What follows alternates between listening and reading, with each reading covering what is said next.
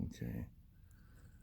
Mayan words corresponding to the synonymous ancient Greek words in the Chop Chapanapans of the Yucatan use many words similar to Hebraic. The same, the similarity with the Hebrew language was found by American philologists in the dialect of various Indian tribes of South America, while the similarity between certain American and Semitic languages may be conceivable as a very strange coincidence, or sorry, not coincidence, yeah, coincidence.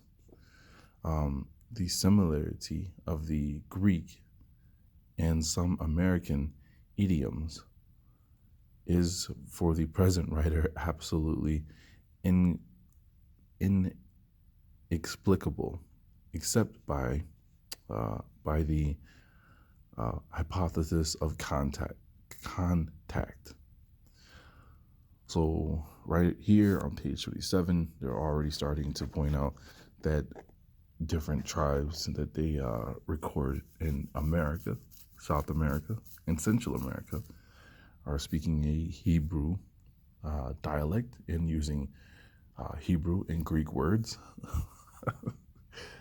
Bear with me. Bear with me. I have more proof. Every bit as civilized as the Sumerians were. That's right. And you haven't heard of them. You don't know much about them. They were fantastically advanced considering the time period in which they were living and in which they ruled this valley. So let's start off with that. They're called, we call them today the Hohokam. Now, it's kind of interesting where that comes from, Jeff. Because of you, I went and did some study and some background, and I found out something you probably already know. Hohokam is a Pima Indian word, and in fact, the Pima Indians are not actually Pima Indians. They are the O'odham tribe. Right. That's correct. Now, here's what's interesting. There are two... The desert, yes, that's correct. Yeah, O'odham means people of the desert. But that's a name that they adopted for themselves after the settlers started coming in. Prior to that, they were called the Akimel, Akimel, and then they called themselves Akimel O'odham. That's correct. Well, Akimel, that looked kind of interesting, and so I did some research on it, and guess what I found out? It is a Hebrew name that means empowered by God. Now, there you go. Here's an interesting thing. Some people will say, well, it's just a coincidence.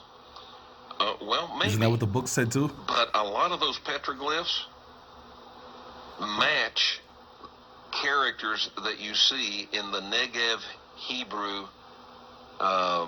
language. Negev Hebrew is very ancient Hebrew. Sounds like you're saying nigga Hebrew, right? Okay, and so some of those petroglyphs match the same symbols that you see in the Negev Hebrew alphabet. Now, that kind of blew me away. And but there you go. You have Akimel, which means empowered or made strong by God. Akim, El, E-L, means God. Okay, now, maybe that's a coincidence. But made strong or empowered by God, the people of the desert.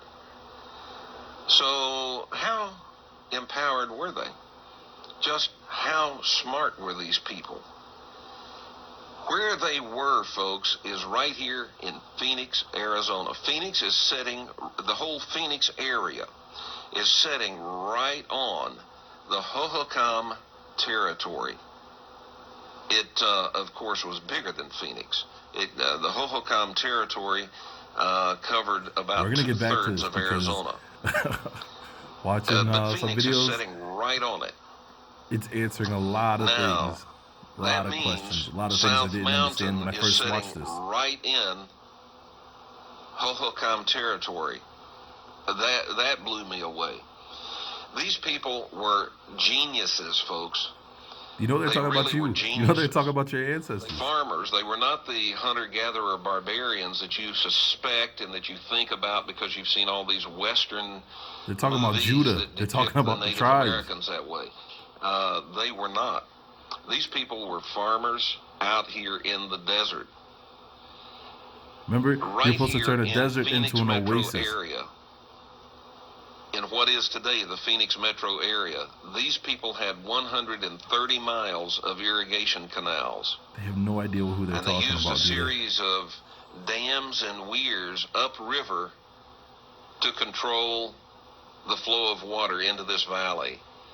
And they were farming this valley. They grew tobacco and corn and later, much later, cotton, citrus fruits. Peaches.